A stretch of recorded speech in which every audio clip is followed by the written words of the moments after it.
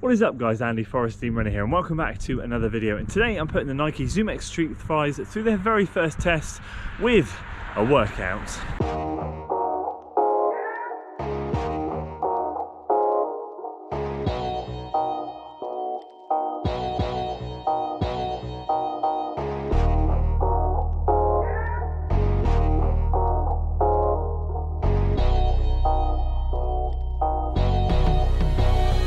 So welcome back to another video, and you join me out here nice and early Tuesday morning on the industrial estate for my first workout back since my calf injury that I got in late December. Today's purpose is all about testing out the STREAKFLYs. I gave you guys my first impressions of the shoe and I kind of said at the time, great shoe, really enjoy it, love it, real comparisons to the Rebel for me anyway, and coming out here on the warm-up I definitely can confirm that for me is how it feels at the moment.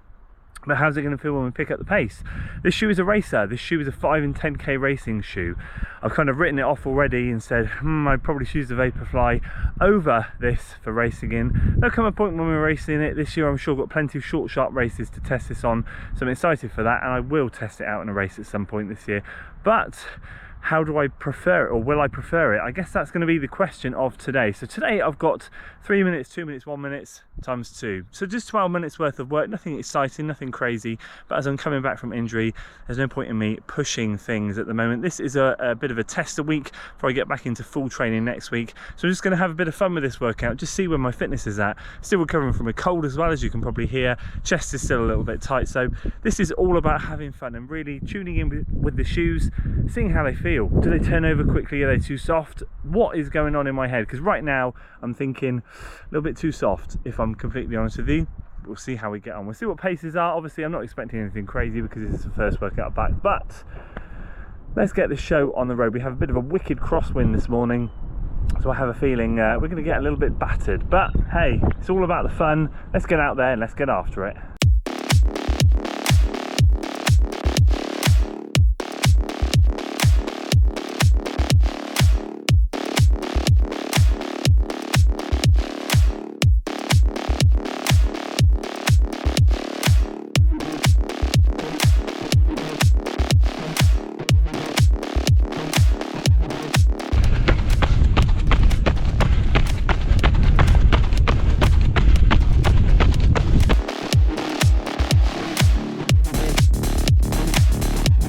First set done. Surprising level of fitness. 5:30 for the 3 and 2 minute rep. 5 teens for the 1 minute rep. Shoes actually really nice. Better than I thought they'd be. On to the second set.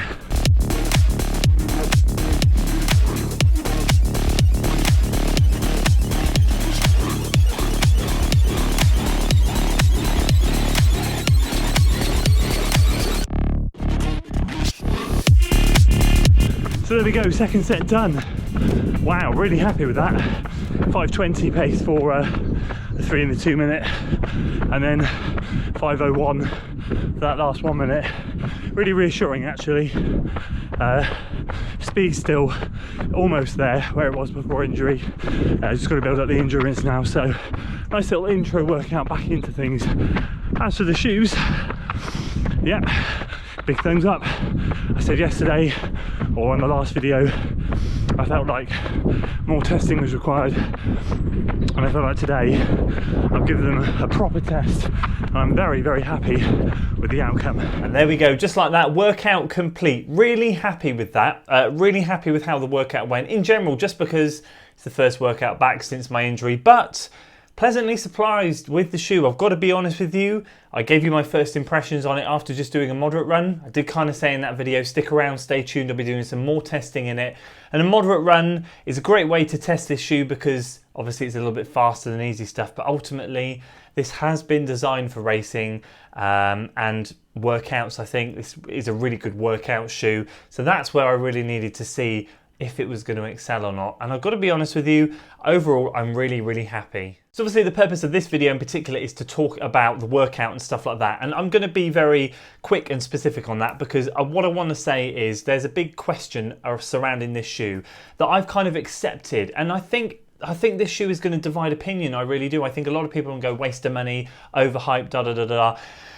And for me personally, I think I'm pivoting on the way that I'm looking at the shoe. And so what have I come to accept? I've come to accept that this isn't going to be a shoe that I race in. I think I will race in it at some point. I'll pick I was talking to Tim Gross about this again, published my video, he's published his. We're talking about this a lot. I think that this is be good for a B race, something that's not your goal race.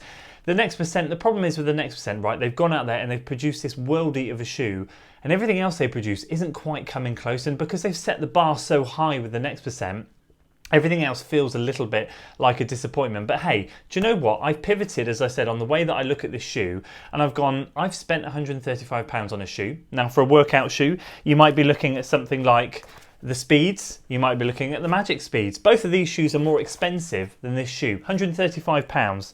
There's obviously a lot of speculation as to if the foam is the same ZoomX foam as in the Next Percent. I'm not going to go into that sort of detail because I don't know the answers to that. But what I will tell you is I blooming enjoyed it on the workout this morning.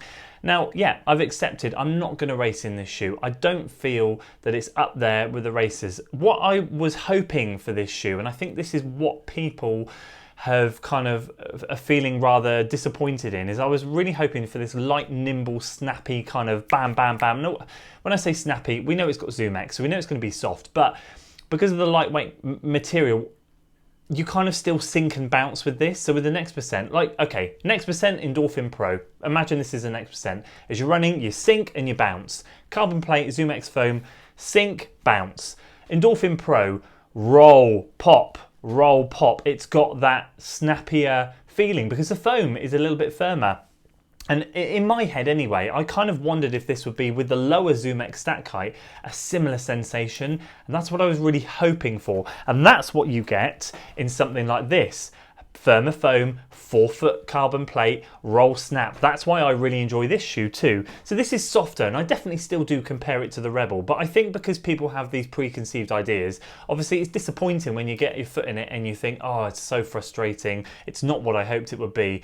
But I think sometimes we just got to pivot on what we think a shoe is and how we use it. At the end of the day, this has ticked a fair few boxes for me, okay? It fits my foot shape lovely. I get such a good lockdown. It is soft. There's going to be question marks for me in particular over the duration. Softer midsoles, my ankles do tend to roll in a bit. They don't last as long.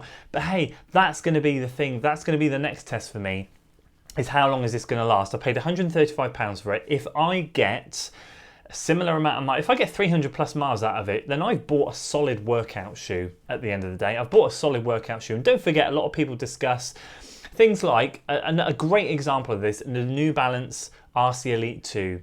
Some people say it's a fantastic long run shoe. It's a brilliant long run marathon workout shoe, but I wouldn't quite use it for a marathon because it's just a bit too soft, so I go to the Next Percent. So think of it in that way, you know, it's a similar concept. You've bought a racing shoe, but you're now using it in training because it's not quite what you would have hoped for racing, but it's a great training shoe. And that's exactly what I've got here. I've got a great training shoe. Yep, it's not, as I said, I'm keeping repeating myself. So last time I say it, I wouldn't choose it to race in over the Next Percent, simple as that. But I have myself a good little speedy shoe, which I'm excited to wear. That workout this morning, I was really surprised at paces, surprised that I could hit those paces after sort of 6 weeks of not touching that speed. And I was impressed with the comfort and cushion of it. I was impressed. I was in the shoe for 48 minutes and it felt good from start to finish. They mark it as a 5 to 10k shoe. You wonder when it's going to drop off a cliff, how long you can run in it before it starts to, you know what this whole 5 and 10k thing is. I seem to remember the Turbo stack height being relatively similar. And I used to run 20 plus mile long runs in the Turbo too. So I'm not quite sure at what point I should stop running it, but I feel for these shorter, sharper workouts, it's absolutely great. So as I said, let's throw up some comparisons. One that I haven't got here, it's upstairs, I couldn't get my hands on it easily, is the Liberate Nitro. A lot of you guys have that. I love that shoe, brilliant shoe. Very soft like this shoe, loads of ground contact feel, no curvature in that shoe, it's just your foot doing all the work. Brilliant shoe. This obviously still soft.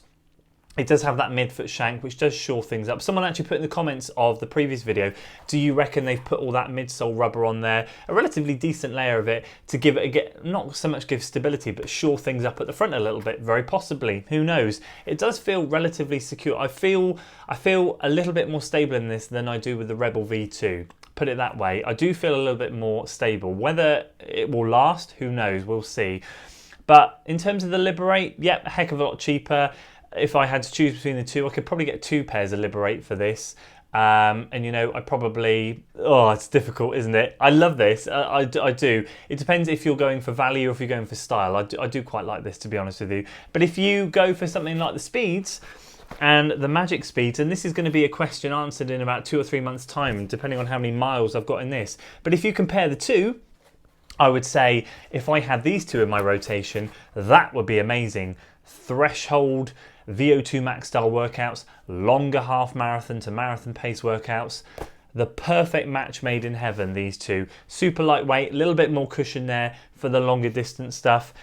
And similar for these two, I feel like these are a good pairing. Again, although this has more stack height than the STREAKFLY, I've got to say this thing is snappier. I feel faster in it than the Speed. This is definitely like for you marathon runners out there and half marathon runners, getting those longer intervals in. That's where I find this comes into its own. And these two are more a case of shorter, sharper intervals. It really, this is how I use my shoes. You guys are going to use them different.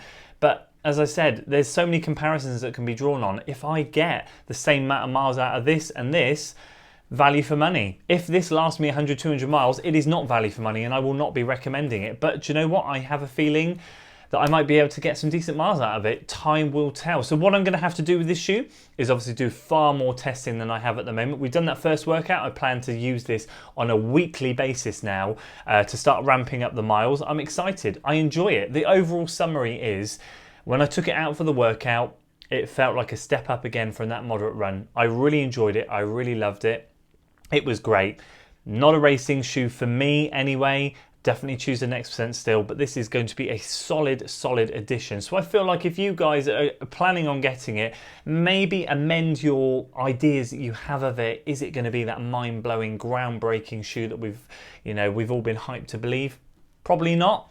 But is it going to be a really solid workout shoe? Hell yes. This is exactly what this is. And at the moment, got to be honest with you, this is what I would want to reach for, especially after yesterday's workout. It was super comfy and I really enjoyed it. And I would probably, at the moment, choose this over this for now. We'll see how long that lasts. But those are my thoughts on the STREAKFLY after the first workout.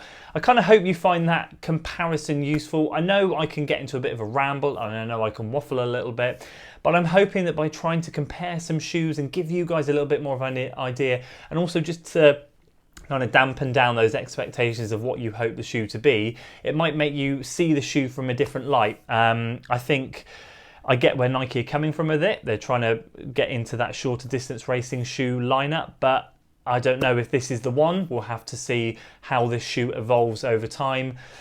Time will tell. Anyway, that's enough from me. I will not keep you any longer. I appreciate your time, guys. Thank you so much for watching. If you enjoyed it, give it a like, share it with your friends, subscribe to the channel for weekly running content, and as always, I'll see you in the next one. Until then.